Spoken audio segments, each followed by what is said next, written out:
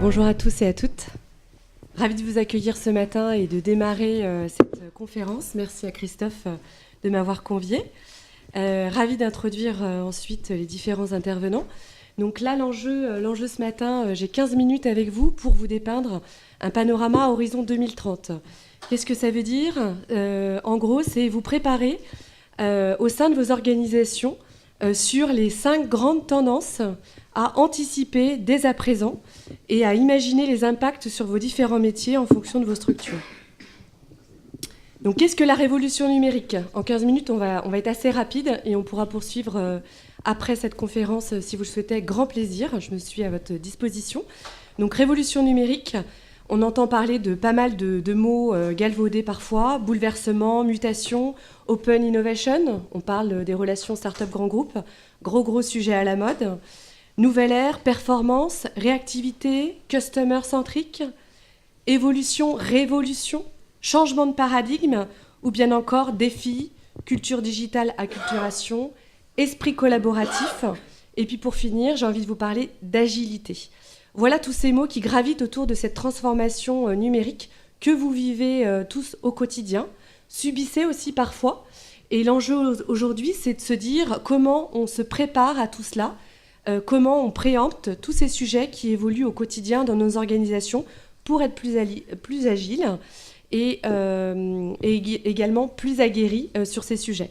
Donc l'enjeu, c'est d'utiliser le maximum des nouvelles technologies dans une organisation de travail adaptée pour favoriser le business et pérenniser l'entreprise, qui est le point crucial de ce sujet.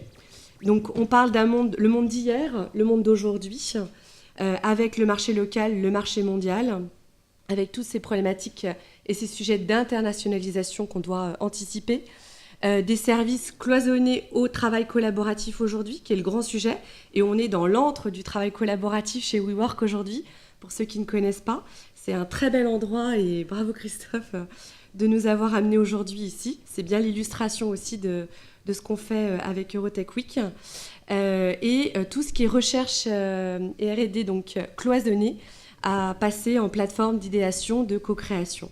Donc voilà, on est dans la communication, le partage, l'internationalisation, digitalisation pour cette transformation numérique. Donc la révolution numérique, on parle aujourd'hui des défis 4.0 avec cette révolution industrielle, de valeur, d'expérience client qui sont les 2 maîtres mots pour avancer au sein de cette révolution numérique, avec aujourd'hui donc l'introduction de ces nouvelles technologies. Donc on parle d'Internet des objets, d'intelligence artificielle, sujet qui sera traité tout à l'heure, de cloud, big data, donc tout le monde pourra rentrer dans ces sujets-là, et des systèmes cyber-physiques. Donc avec Eurotech Week, on vous propose de vous projeter en 2030. Ça y est, vous êtes partis. Donc 2030, c'est ne plus penser technologie, c'est penser usage, expérience client. Aujourd'hui, le numérique bouleverse le monde du travail. Les prévisions de différentes études au niveau international, notamment de EY, qui datent pas plus tard qu'il y a 2 mois, sur les prévisions à 2030, c'est l'annonce de ces faibles frontières entre le monde physique et digital. C'est quelque chose qu'on vit déjà aujourd'hui, mais qui va s'accentuer et qui sera notre quotidien. On parle d'une opportunité de croissance de 23 milliards de dollars en 2025, donc ce serait dommage de s'en priver. Donc comment aujourd'hui utiliser tous ces leviers pour être plus performant, pour être aussi une entreprise plus attractive au quotidien. En 2030, 2,5 milliards de connexions cellulaires d'objets seront là, donc important d'avoir ces chiffres en tête. La relation homme-machine, machine-homme, disponibilité dans le cloud. Quelles vont être les capacités intelligentes des machines ?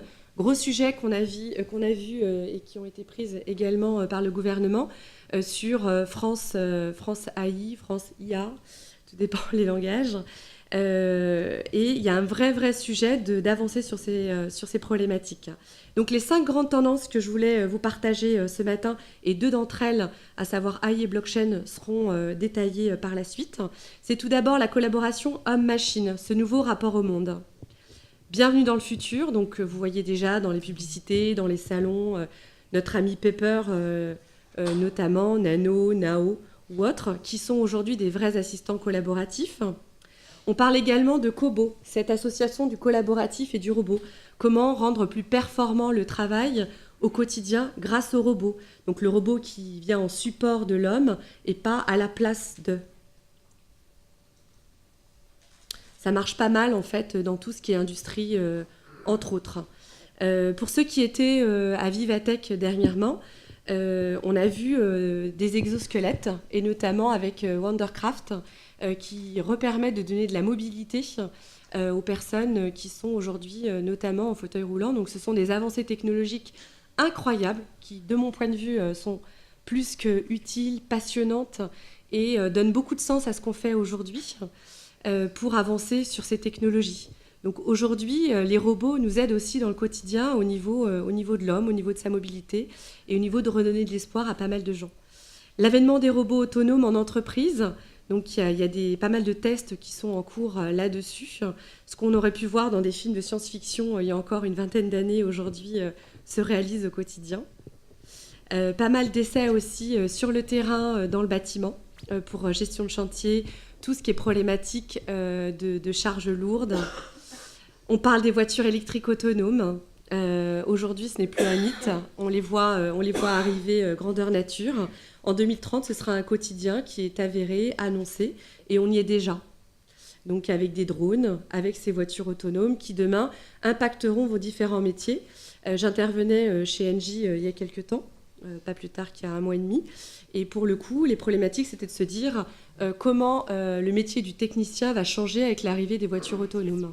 Donc aujourd'hui, en fonction de vos problématiques, vous, internes de vos entreprises, comment cette avancée technologique va vous être utile, autant tout de suite se l'approprier versus en avoir peur. La deuxième grande tendance à avoir en tête, et c'est important pour vous préparer au CES de Las Vegas, c'est tout ce qui a trait à la ville intelligence et les enjeux de l'IoT, l'Internet des objets. En 2030, 2 personnes sur 3 vivront en ville, 1 billion de devices connectés, 50 à 70 milliards d'objets connectés d'ici 2030. Donc tout interagira avec tout. Est-ce qu'on sera à l'homme augmenté dans ces prévisions? C'est vrai qu'on a de quoi s'interroger. Est-ce que demain, la montre sera remplacée par des puces électroniques qui seront intégrées à nos poignets? Olivier, je pense que tu as un vrai avis sur ce sujet, peut-être. J'en suis sûre même. Enjeu aussi également au niveau de l'industrie sur tout ce qui est maintenance prédictive. Anticiper des pannes et les impacts en termes d'économie pour les entreprises sont évalués à 60% de coûts en moins pour anticiper toutes ces pannes grâce aux alertes en fait, qui seront annoncées. Cette troisième tendance à avoir en tête sur cet horizon 2030, c'est le cloud. Alors le cloud, tout est connecté, tout va être dans le cloud. C'est un vrai sujet pour les professionnels du droit, notamment, de la sécurité. Aujourd'hui, 100% des entreprises, en 2030, 100% des entreprises seront connectées au cloud. On parle du Digital Sky. 90% de transmission des données seront faites dans le cloud et 92% des données y seront connectées et stockées. 85% des applications corporate seront déployées également dans le cloud. Et c'est là où le sujet de la blockchain sera évoqué tout à l'heure.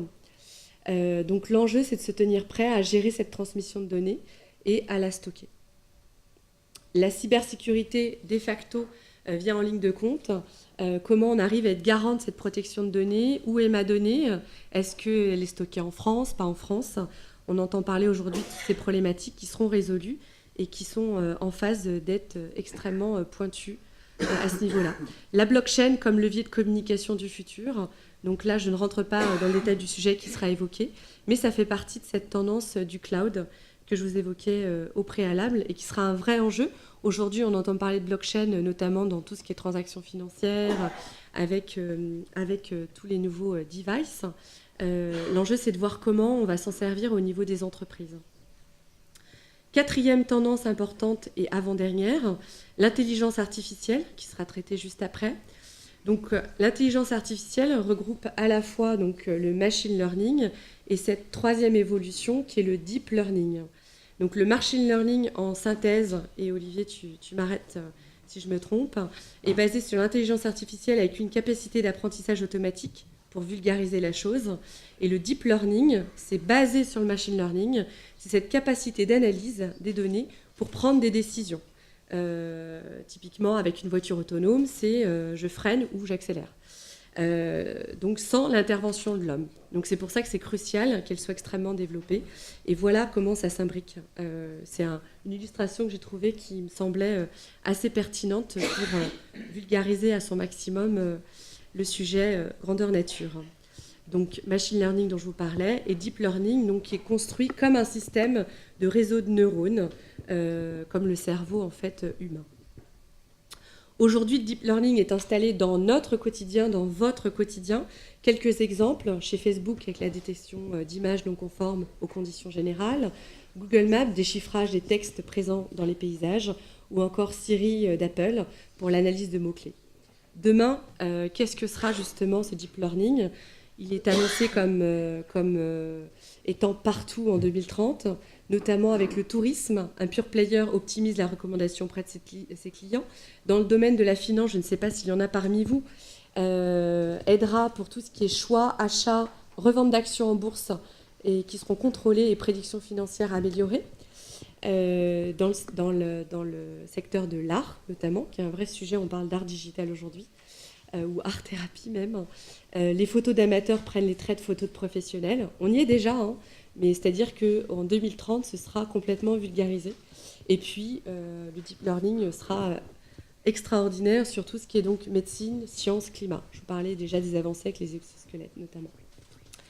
L'assistante virtuelle, on y est, mais demain, où sera poussé ce sujet ? La réalité augmentée, source d'efficacité des professionnels, donc cette interface homme-machine qui a un vrai enjeu au niveau des applications métiers et qui permet du coup de se projeter à distance dans un bâtiment, dans un lieu, donc que ce soit dans le tourisme, que ce soit dans l'industrie. Est-ce qu'on ira jusqu'à la télétransportation comme c'est annoncé dans certaines études ? Je vous pose la question. L'autre point de l'intelligence artificielle, et tout est lié, tout est entremêlé, c'est cette notion en fait de gestion de la donnée, de big data. Une fois qu'on a toutes ces données, comment on les analyse, comment on en arrive à faire de l'analyse prédictive pour anticiper une panne dans un bâtiment ou autre. Et c'est là qu'interviennent notamment, pour tout ce qui est bâtiment, notamment les maquettes numériques avec les bâtiments intelligents, où il y a un vrai enjeu de la relation client. Le cinquième et dernier sujet, tu veux que je... Petit retour en arrière. Cet enjeu, oui. C'est le BIM. Et cinquième et dernière tendance que je vous propose de partager, qu'a évoqué Christophe, c'est l'impression 3D, voire 4D. Aujourd'hui, des bureaux sont déjà réalisés en impression 3D à Dubaï. C'est un enjeu du sur-mesure. Et donc aujourd'hui, par rapport à cette impression 3D, c'est quelque chose qu'il faut avoir en tête. C'est quelque chose qui est présenté au CES de Las Vegas. Et donc, ça vous permet de vous mettre en appétence sur ce sujet avant d'y participer pour début 2019. Voilà, j'ai balayé les sujets assez rapidement pour introduire toutes ces tendances, en sachant que sur ces 5 grandes thématiques, 2 vont vous être présentées dans le détail, l'intelligence artificielle et la blockchain. Voilà. Donc, je suis Vanessa Vincent et je me tiens à votre disposition pour toute question après cette conférence. Et merci beaucoup de votre attention. Merci Vanessa.